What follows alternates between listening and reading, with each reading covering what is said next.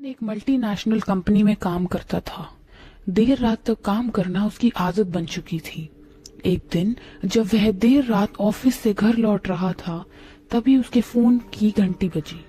Screen पर number था 000000000। इतना अजीब नंबर पहले कभी नहीं देखा था।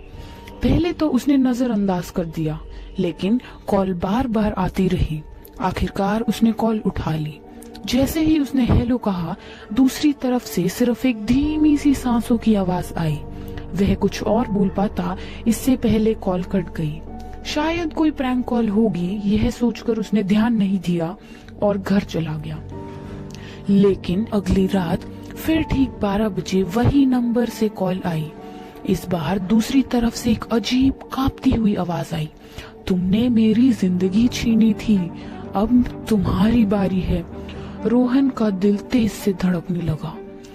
उसने झट से फोन काट दिया, लेकिन उसके बाद जो हुआ उसने उसे अंदर तक झकझोर कर दिया। फोन कटते ही कमरे की लाइट्स झपकने लगी और खिड़की अचानक जोर से खटखटाने लगी। रोहन को अब डर लगने लगा।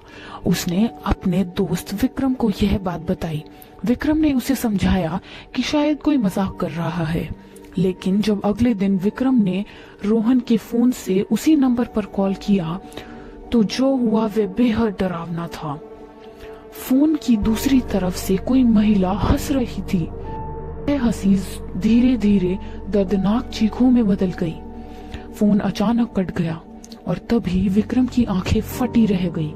रोहन के फोन की स्क्रीन पर एक नया मैसेज आया, अब तुम्हारी बारी है। अब रोहन पूरी तरह डर चुका था।